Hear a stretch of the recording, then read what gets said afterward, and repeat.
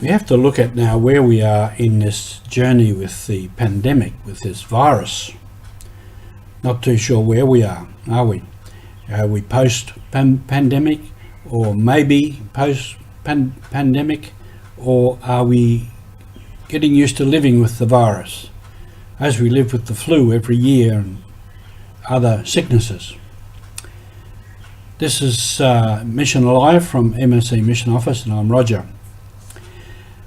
We need to look at where we are at this time. It's been a difficult time. Maybe we're out of it, maybe we're not.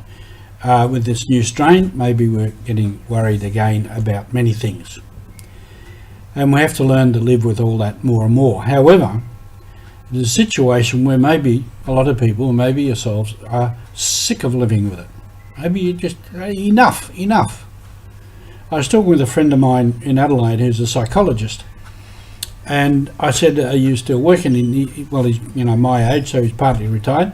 But he said, yes, I'm working 3 days a week. And he said, the problem is we haven't got enough psychologists. There's not enough psychologists. And he said a lot of people, because of the pandemic, are very stressed and they need help. And some people have lived in difficult circumstances, very close family relationships within a small confined area. And he said a lot of people's relationships have become very frayed and very stressed. So people are needing help. He said, we haven't got enough psychologists. Government's got to do something about training more psychologists. So that was an interesting thing for me.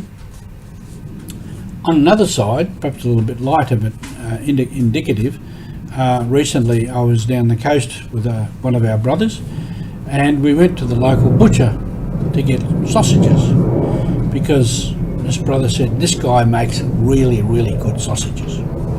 So we went there, and of course we were chatting about this and that, and he said, the butcher said, the first week after everything opened up and people were allowed to go out, he said our business went right down. People were not interested in buying meat and cooking at home. They wanted to go out.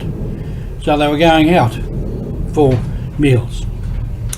But he said the second week it all picked up again, because people had gone out and they had a share had gone out, and now they were settling back into cooking for themselves and whatnot. But I can understand that during the pandemic there was no going out. They probably got sick of cooking for themselves. They wanted some different recipes.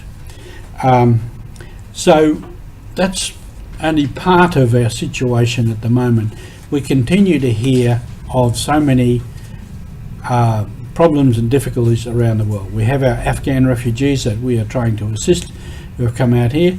They have left Kabul. Often they got on a plane with only what they stood up in. They've left their country, they've left their culture. They're in this foreign culture with a foreign language to them, and many things, making it difficult for them. I've spoken previously about the situation in Papua New Guinea and Port Moresby with COVID. It's, completely out of control.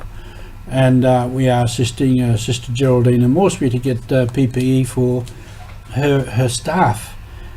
So they're just a couple of the situations.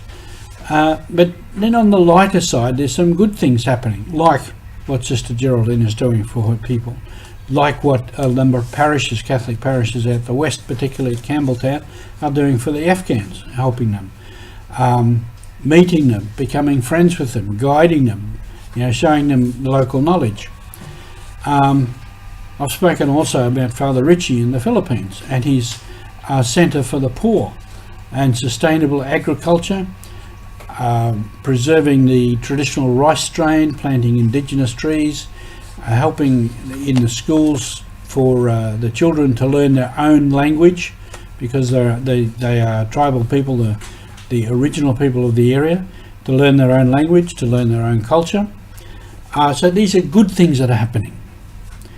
Now, last Sunday our Gospel spoke of John the Baptist as a voice crying in the wilderness, make straight the Lord's ways, make the road smooth.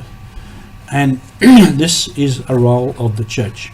This is our mission in the world, to be a voice crying in the wilderness, to make the way for the Lord.